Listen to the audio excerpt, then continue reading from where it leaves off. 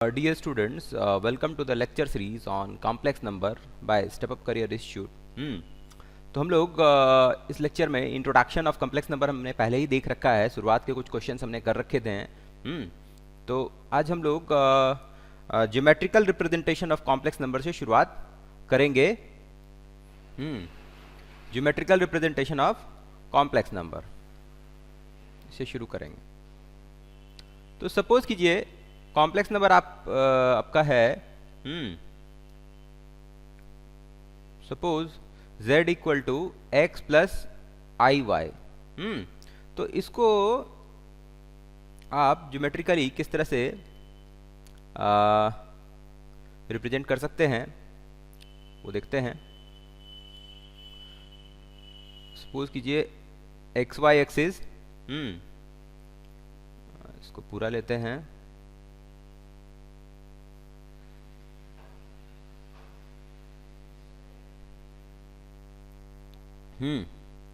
तो सपोज कीजिए ये आपका इस तरह का मैंने एक्स वाई एक्सिस बना लिया है।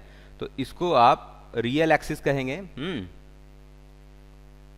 और ये आपका इमेजिनरी एक्सिस हो जाएगा। वाई एक्सिस जो आप एक्स वाई एक्सिस लेते हैं ये आपका ओरिजिन हो जाएगा। तो z equal to x plus i y, तो इसका रियल पार्ट जो है वो रियल एक्सिस पे प्लॉट करेंगे। ये आपका रियल पार्ट है, हाँ, और ये आपका इमेजिनरी पार्ट है।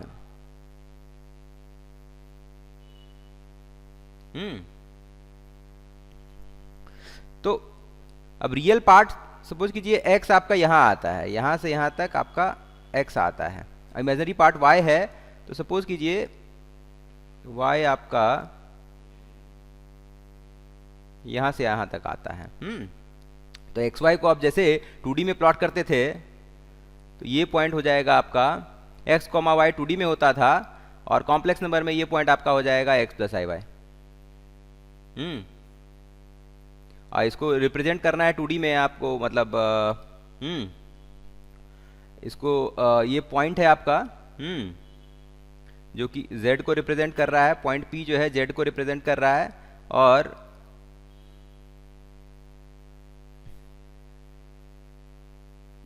यहाँ से जो ये एक वेक्टर की तरह मैंने बनाया, तो हम लोग बाद में देखेंगे कि वेक्टर का भी कुछ ऑपरेशन जो है कॉम्प्लेक्स नंबर के लिए वैलिड हो जाता है।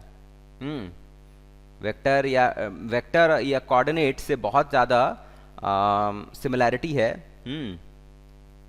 कॉम्प्लेक्स नंबर जो है आपका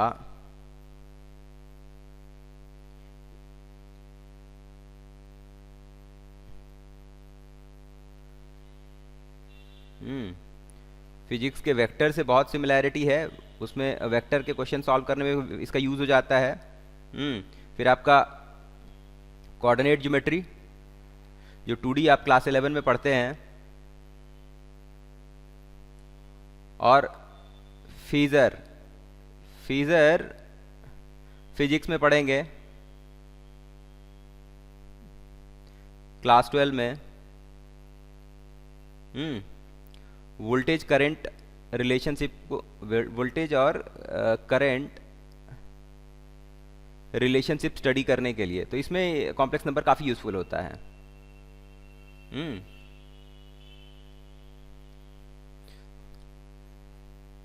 तो मैं इस तरह से बना दे रहा हूं कि जहां जहां इसका यूज हो सकता है और कहां कहां सिमिलैरिटी है। तो कॉम्प्लेक्स नंबर को हमने ज्योमेट्रिकली इस तरह से रिप्रेजेंट किया कि x प्लस आई वाई है, तो x प्लस आई वाई आपका इसमें ज्योमेट्रिकली कैसे हम लोग उसको रिप्रेजेंट कर सकते हैं। और इसका आर्गुमेंट जो है ये एंगल है जो x एक्सिस से एंटी क्लॉकवाइज डायरेक्शन में बनाता है, ठीक है। और ये जो लेंथ है ओ से P पॉइंट तक, ये आपका ये लेंथ जो है मॉड जेड है। लेंथ OP ये क्या होगा, root under x square plus y square, और यही आपका मॉड जेड है, मॉडुलस ऑफ कॉम्प्लेक्स नंबर। और आर्गुमेंट जो है वो है आपका theta which is equal to tan inverse y by x।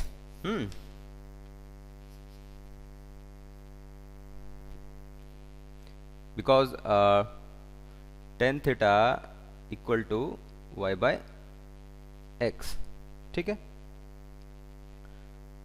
तो ये बात हो गई, ये तो आपका आर्गुमेंट हो गया। और अगर कॉम्प्लेक्स नंबर जीरो है, सपोज कीजिए कॉम्प्लेक्स नंबर जीरो है, दैट मीन्स ये पॉइंट है, तो इसका क्या है, इसका मॉड जेड भी जीरो है और आर्गुमेंट भी, आर्गुमेंट क्या होगा,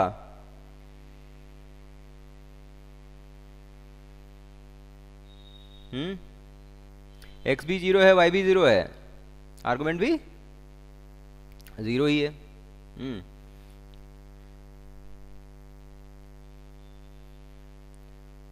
अब इसको हमको ऐसा नहीं कर देना है कि हमारा z equal to x plus i by zero है तो tan inverse y by x करेंगे तो जीरो बाई जीरो, तो ऐसा नहीं करना है। ठीक है, ये कॉम्प्लेक्स नंबर ही जीरो है, तो एक तरह से इसका आर्गुमेंट का तो कोई मीनिंग नहीं है, लेकिन फिर भी मैंने आर्गुमेंट जीरो लिख दिया। चलिए इसको हटा देता हूं अभी के लिए।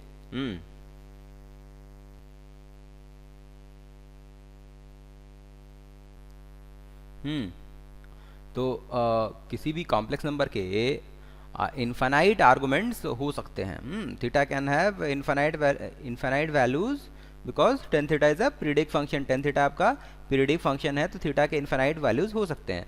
सपोज कीजिए कि आपका ये tan theta y by x जो है, थीटा का इनफाइनाइट वैल्यू हो सकता है। अब एक समझने के लिए एक इक्वेशन लेते हैं, tan x equal to two, एक ट्रिग्नोमेट्रिक इक्वेशन है। तो 10x का ग्राफ हमने प्लॉट किया हुआ है यहाँ पे, जो कि एक पीरियडिक फंक्शन है।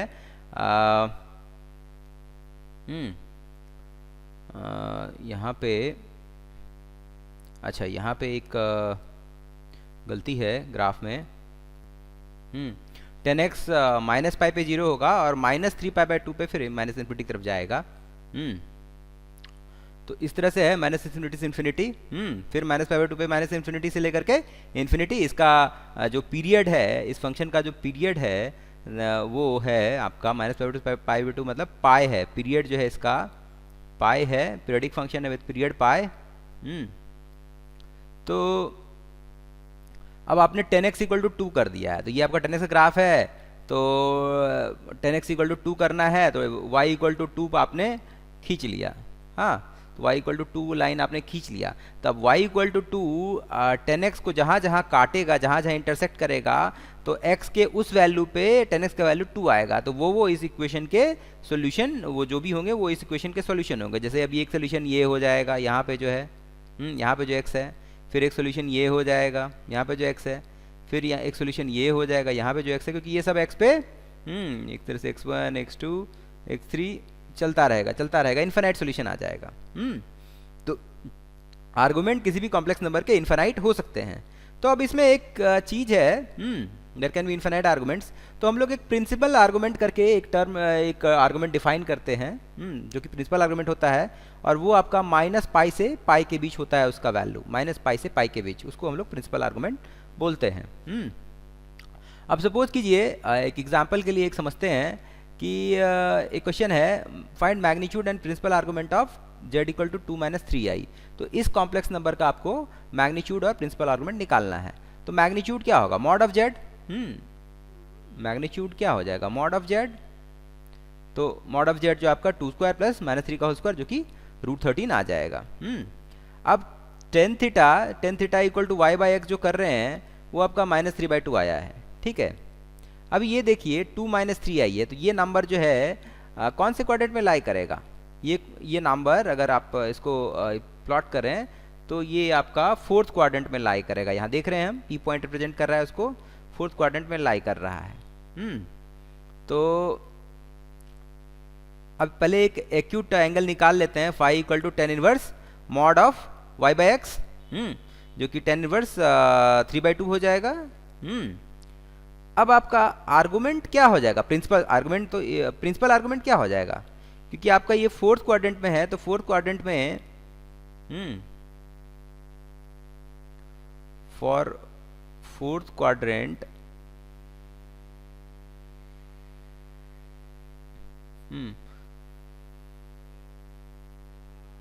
प्रिंसिपल आर्गुमेंट थीटा, ये जो है क्या हो जाएगा, थीटा जो है आपका -π/2 से 0 के बीच हो जाएगा। तो अभी आपका फाई एक्यूट एंगल है जो कि 0 से π/2 के बीच है, तो प्रिंसिपल आर्गुमेंट हो जाएगा थीटा इक्वल टू -फाई आपका -tan इनवर्स 3/2 हो जाएगा। तो इस तरह से -tan इनवर्स 3/2 इसका प्रिंसिपल आर्गुमेंट है। अब आगे method to find principal argument of complex number हम लोग देखते हैं। हाँ, अब हम लोग मेथड देखते हैं किसी भी कॉम्प्लेक्स नंबर का प्रिंसिपल आर्गुमेंट निकालने के लिए। जो मेथड है, मेथड टू फाइंड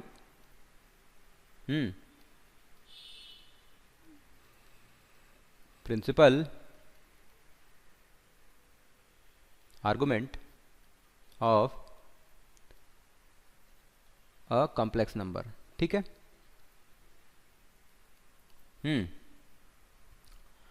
तो सपोज कीजिए कॉम्प्लेक्स नंबर जो है आपका z equal to x plus i y है। तो सबसे पहले इसका हम लोग एक्यूट एंगल आर्गुमेंट निकाल लेते हैं, जो कि हमारा हो जाएगा tan इनवर्स मॉड ले लेते हैं, मॉड ऑफ y/x। ये थीटा, ये tan इनवर्स y/x जो है, ये थीटा जो है हमारा 0 से π/2 के रेंज में है। 0 से π/2 के रेंज में है। या हम लोग बोल सकते हैं 0 से π/2, थीटा एलिमेंट ऑफ 0 से π/2। ठीक है। तो अब जो हमारा प्रिंसिपल आर्गुमेंट है, एक मिनट यहाँ पे एक चेंज करते हैं। ये थीटा जो है हम लोग इसको अल्फा बोल देते हैं, थीटा हम लोग प्रिंसिपल आर्गुमेंट को बोल देंगे अल्फा इक्वल टू, हाँ ठीक है, अल्फा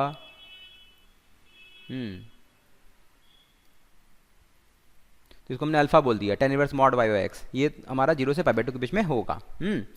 तो अब जो है, अब इसमें x और y के बेसिस पे हमको पता चल जाएगा कि कौन से क्वाड्रेंट में है। उस क्वाड्रेंट के अकॉर्डिंग हम लोग कर देंगे। सपोज कीजिए कि x ग्रेटर देन 0 और y ग्रेटर देन 0 है, तो ये कौन से क्वाड्रेंट में होगा?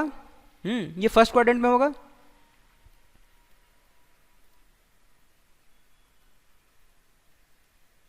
ये नंबर अगर ज्योमेट्रिकली रिप्रेजेंट करें तो फर्स्ट क्वाड्रेंट में लाई करेगा। और फर्स्ट क्वाड्रेंट में प्रिंसिपल आर्गुमेंट क्या होता है? थीटा आपका 0 से π/2 के बीच में होता है। तो ये जो हमने अल्फा निकाला है, ये 0 से π/2 के बीच में, सीधा थीटा आपका अल्फा के बराबर हो जाएगा। This is equal to tan inverse of y/x, क्योंकि y और x दोनों पॉजिटिव हैं। ये हमारा प्रिंसिपल आर्गुमेंट आ गया। Theta is principal argument, theta है, थीटा से डिनोट किया हमने।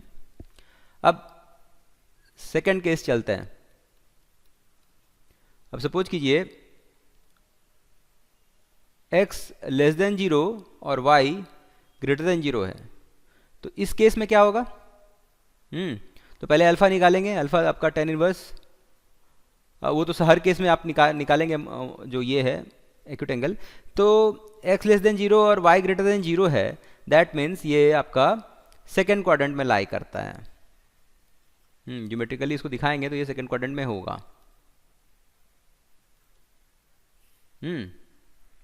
तो सेकेंड क्वाड्रेंट में क्या होता है? थीटा जो प्रिंसिपल आर्गुमेंट होगा वो आपका π/2 से लेकर के पाई के बीच होगा।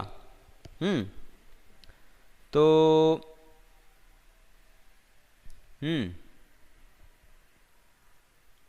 मतलब इस तरह से π/2 से पाई तक होगा, सेकेंड क्वाड्रेंट में होगा। तो आपका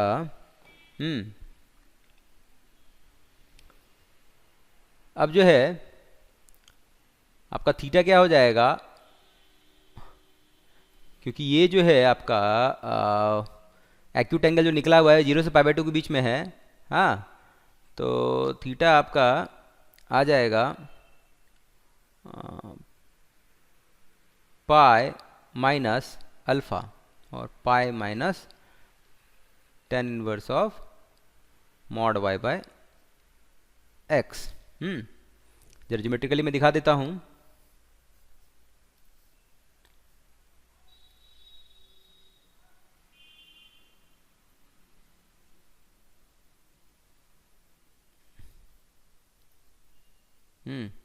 ये रियल एक्सिस है, ये इमेजिनरी एक्सिस है। इधर लाई कर रहा है।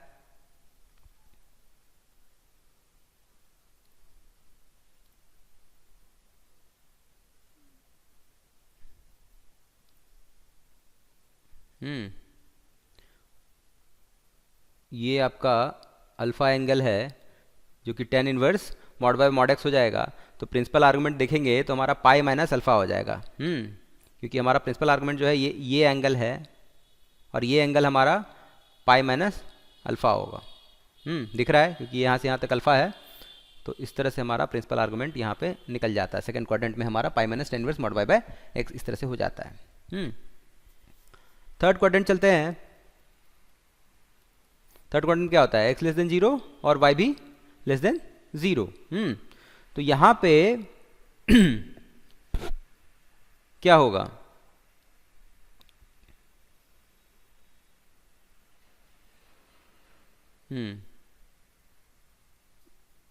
सपोज कीजिए पॉइंट जो है ये है,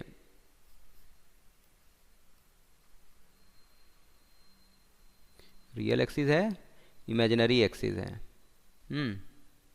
रियल एक्स, इमेजिनरी वाई। यहाँ पे है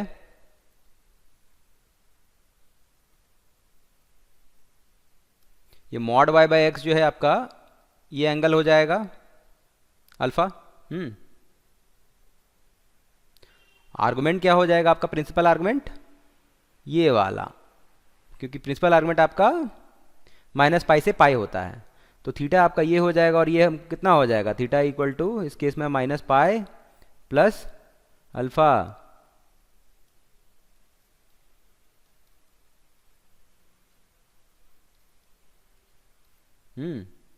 इतना आ जाएगा। ठीक है, फोर्थ क्वाड्रेंट चलते हैं। क्या हो जाएगा?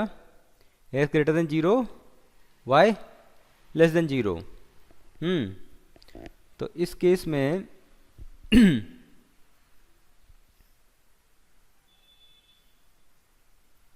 Real axis, imaginary axis.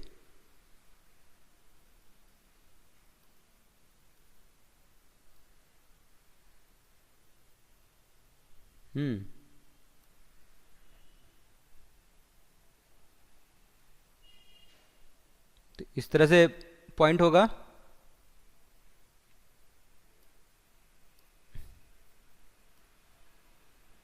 और ये आपका अल्फा एंगल आएगा। और थीटा आपका यही हो जाएगा। तो थीटा आपका माइनस अल्फा हो जाएगा। Theta equal to minus alpha. क्योंकि एक्स एक्सिस से हमने क्लॉकवाइज डायरेक्शन में लिया है। ये थीटा आपका माइनस अल्फा हो जाएगा, क्योंकि अल्फा आपका 0 से पाई बाई 2 है, और फोर्थ क्वाड्रेंट में रहेगा। ये आपका थर्ड क्वाड्रेंट है।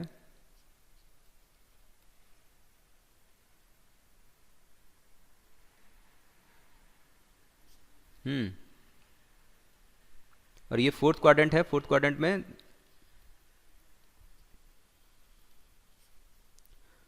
प्रिंसिपल आर्गुमेंट जो है माइनस पाई बाई 2 से 0 के बीच रहता है। तो थीटा आपका माइनस अल्फा हो जाएगा। This is equal to theta equal to minus tan inverse mod of y by x. यही आपका प्रिंसिपल आर्गुमेंट हो जाएगा। ठीक है, अब आगे कंजुगेट का ज्योमेट्रिकल रिप्रेजेंटेशन देखते हैं। Conjugate of a complex number.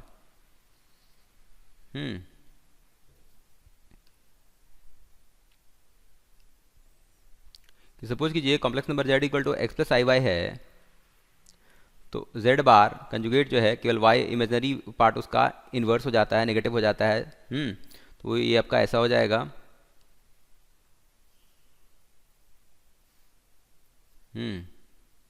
तो अगर आपका x प्लस आई वाई ऐसा है, ये पॉइंट है, और ये एंगल थीटा है, तो x माइनस आई वाई ठीक इसके एक्स एक्सिस के अबाउट इसका इमेज हो जाएगा। ये आपका रियल एक्सिस है, इमेजनरी एक्सिस है। हम्म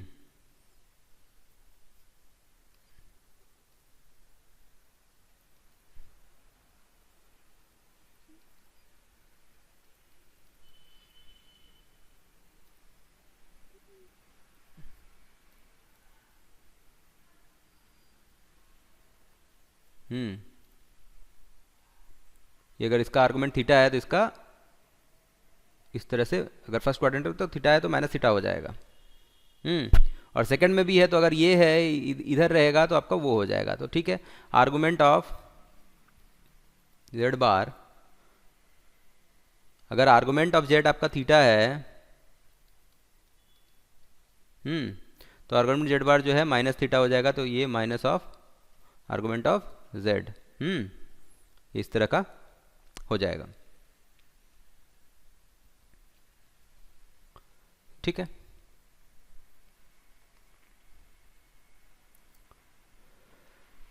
तो अब कुछ इंपॉर्टेंट फार्मूले हैं जो कि आप डिराइव करते हैं। तो वो कुछ इंपॉर्टेंट फार्मूले मैं यहाँ लिख देता हूँ उसका डेरिवेशन के साथ।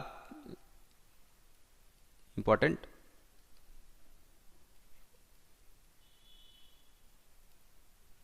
आपको याद रखने हैं। वन कि z का जो मॉड होगा वही आपका कंजुगेट का भी मॉड होगा। वही आपका माइनस ऑफ z का भी मॉड होगा, वही आपका माइनस ऑफ z कंजुगेट का भी मॉड होगा। क्योंकि ये सारे केस में क्या होता है, z जो है मॉड z जो है, एक second, x square plus y square होता है।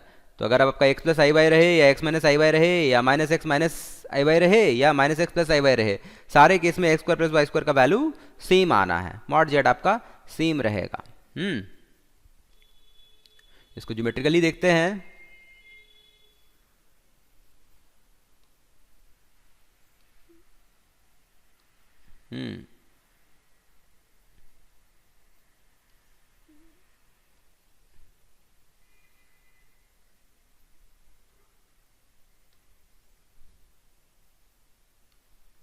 ये x है, y है, ये रियल एक्सिस, ये इमेजनरी एक्सिस। तो अगर ये आपका z है, अगर ये आपका z है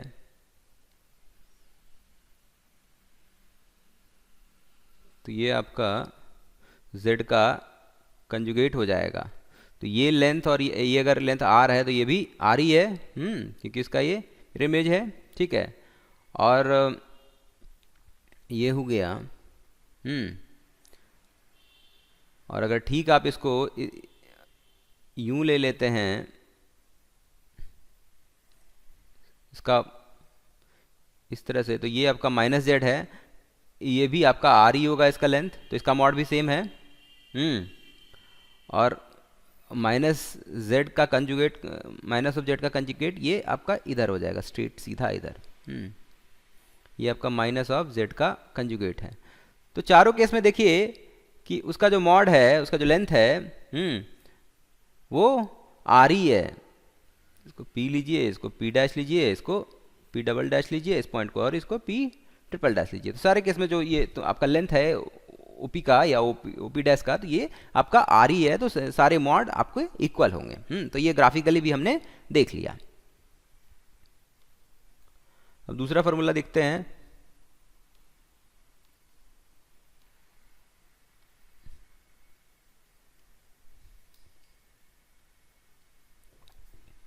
ये क्या है, जेड का कंजुगेट का कंजुगेट, ये वापस जेड होगा ही, क्योंकि एक्स माइनस आई वाई का फिर आप कंजुगेट करेंगे तो एक्स प्लस आई वाई हो जाएगा।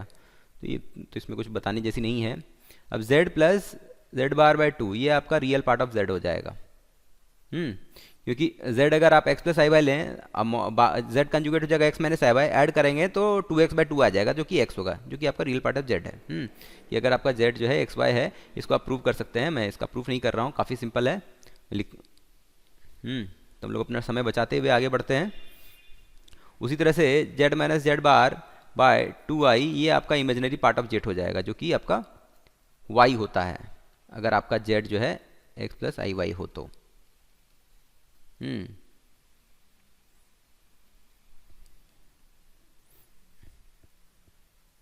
अब जेड जेड बार, तो अगर आपका z x plus i y है, तो ये x plus i y into x minus i y होगा। तो ये आपका x square minus i y का होल स्क्वायर, तो ये आ जाएगा x square plus y square, क्योंकि minus i square minus one होता है, प्लस हो जाएगा। ये आपका मॉड जेड का, एक सेकेंड, मॉड जेड का स्क्वायर हो जाएगा।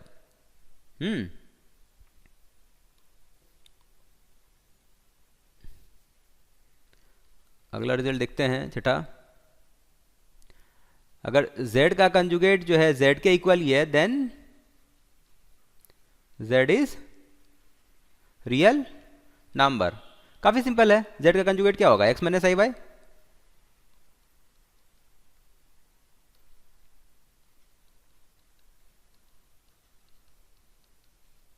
अगर ऐसा हो रहा है, तो एक्स एक्स कट गया, तो 2i y इक्वल टू 0 आ गया। तो यहां से क्या आया, y 0, यानी इमेजिनरी पार्ट 0, तो यानी कि ये रियल नंबर है।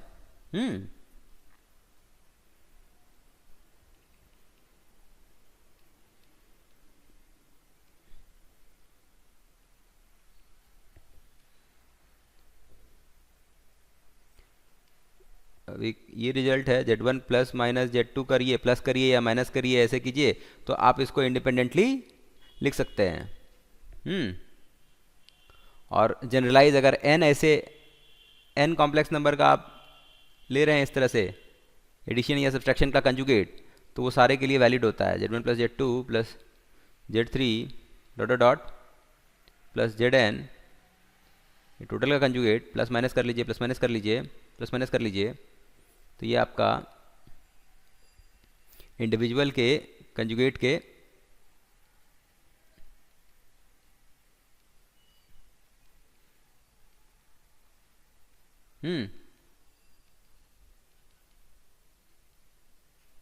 ऐसा हो जाता है। आठवां, z1 z2 का मल्टीप्लाई करके इसका जो कंजुगेट होता है, वो इंडिपेंडेंट के कंजुगेट के बराबर हो जाता है। ये भी आप प्रूव कर सकते हैं। और इसका जनरलाइज रिजल्ट भी है, z1 z2 z3 आप टू zn आप मल्टीप्लाई कीजिए, कंजुगेट लीजिए, तो इंडिविजुअल का कंजुगेट का मल्टीप्लिकेशन ये होता है।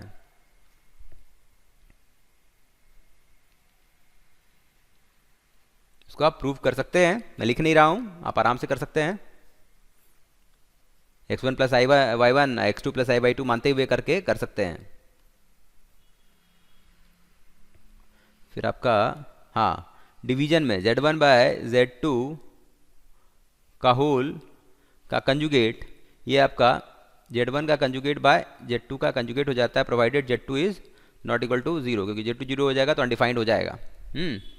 करके देख सकते हैं। आइए मैं एक रिजल्ट प्रूव करके दिखाता हूँ।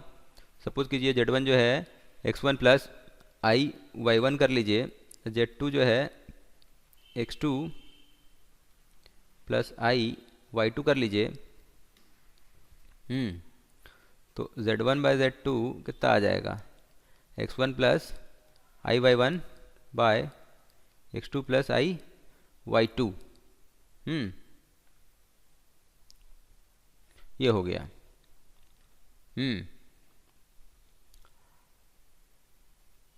अब इसको लिख सकते हैं, इसको इस नीचे वाले के कंजुगेट से मल्टीप्लाई करते हैं, ताकि डिनोमिनेटर जो है हमारा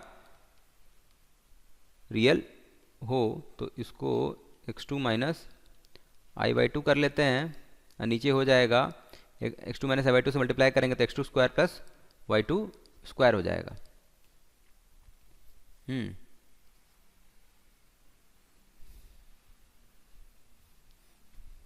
तो अब यहाँ देखिए,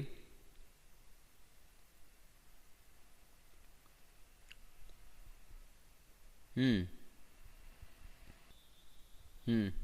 नहीं, इसका ये कर लेते हैं, कंजुगेट कर लेते हैं पूरे का। तो पूरे का हमको कंजुगेट करना है, ठीक है।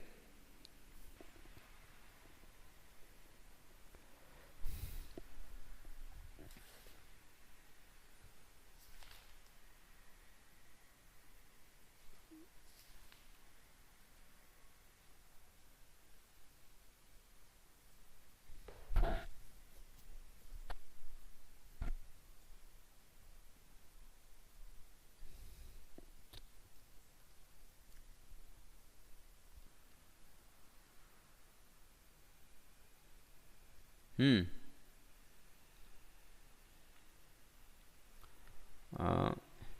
दिया हुआ है इफ Z1 का मॉड इक्वल टू Z2 का मॉड इक्वल टू Z3 का मॉड इक्वल टू 1 है, then prove Z1 plus Z2 plus Z3 this is equal to 1 by Z1 plus 1 by Z2 plus 1 by Z3, ये prove करना है। तो अब suppose कीजिए, इसका सोल्यूशन लेते हैं।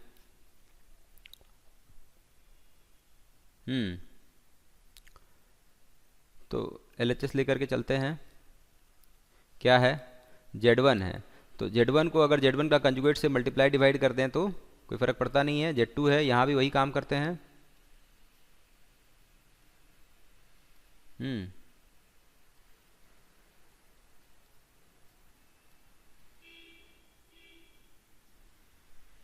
ये ऐसा हुआ।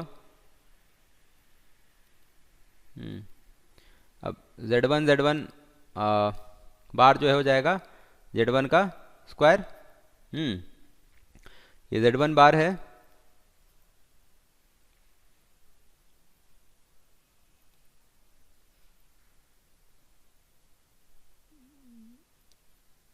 Z2 square. एक सेकेंड,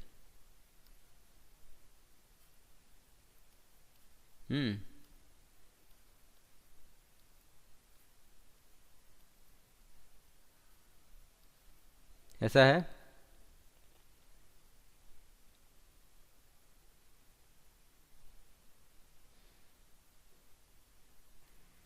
हमको मालूम है कि Z1 कंजुगेट जो है Z1, एक सेकेंड, Z1 का मॉड का स्क्वायर है यहाँ, Z2 का मॉड का स्क्वायर है, Z3 का मॉड का स्क्वायर है।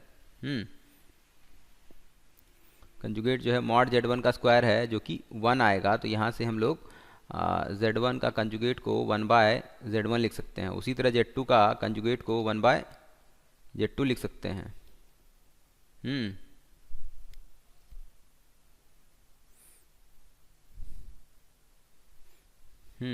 या यहाँ से Z1 equal to 1 by Z1 का कंजुगेट। ये सवाल तो ऐसे ही बन जाएगा, इसमें ये करने की ज़रूरत नहीं पड़ेगी। तो ये हम लोग मिटा देते हैं, इस तरह से जाने की ज़रूरत नहीं पड़ेगी कि आपका मॉड जो है 1 है। सीधे सीधे Z1 plus Z2 plus Z3, इसका मॉड जो है इसके कंजुगेट के मॉड के इक्वल होगा। बिकॉज आपका Z का मॉड इक्वल टू Z का कंजुगेट का मॉड होता है, ये प्रॉपर्टी जो हमने ऊपर देखा। तो अब Z1 का conjugate plus Z1 plus Z2 plus Z3 का कंजुगेट जो इंडिविजुअल के कंजुगेट के इक्वल होगा। अभी हमने ऊपर देखा। अब Z1 का कंजुगेट जो 1 बाय Z1 होता है, उसी तरह Z2 का कंजुगेट 1 बाय Z2 होता है, उसी तरह Z3 का कंजुगेट जो 1 बाय Z3 हो जाएगा। तो ये आपका सीधा 1 by Z1 plus 1 by Z2 plus 1 by Z3 this is equal to RHS। Prove हो गया आपका। Hence proved.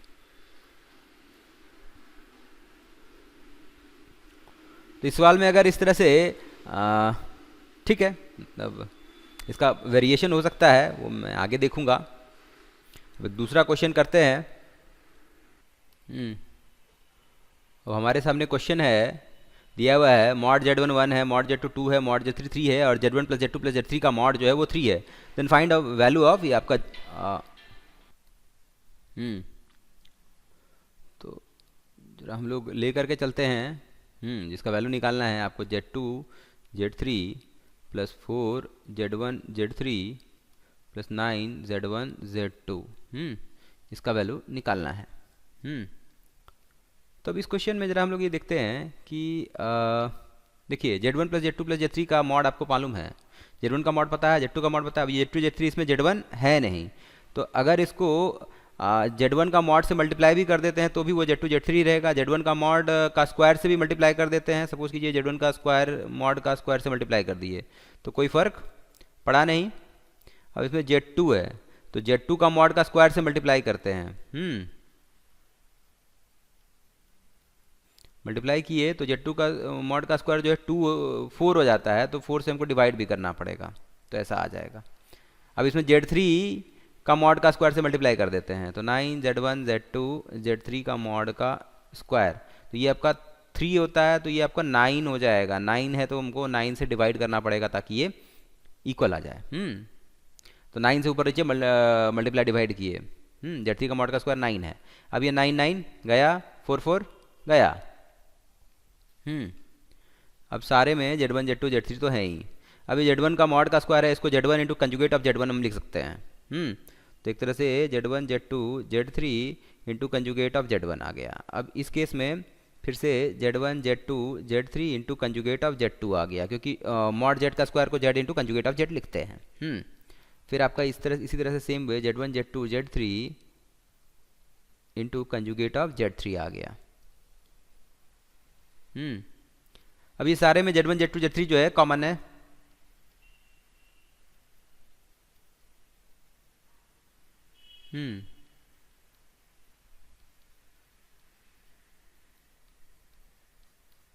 इस तरह से हमारा हो गया है।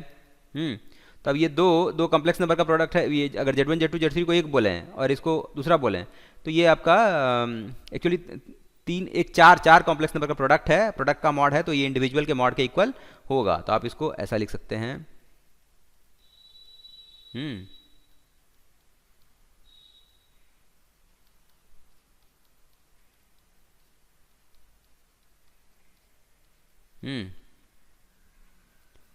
अब ये वापस आपको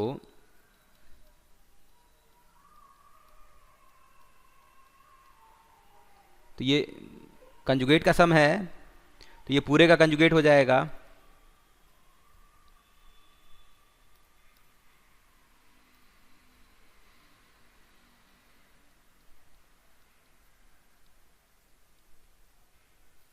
ऐसा हो जाएगा। अब कंजुगेट का मॉड हो जाए जो है वापस कॉम्प्लेक्स नंबर का मॉड हो जाता है। वापस उस नंबर का मॉड हो जाता है। दिस इज ऐसा बिकॉज आपका Z का कंजुगेट का mod this is equal to Z का मॉड। तो Z1 का मॉड जो है कितना है, 1 है। Z2 का मॉड 2 है और ये 3 है, तो ये आपका 1 इंटू 2 इंटू 3 हुआ। और Z1 plus Z2 plus Z3 का मॉड जो है दिया हुआ है 3 है।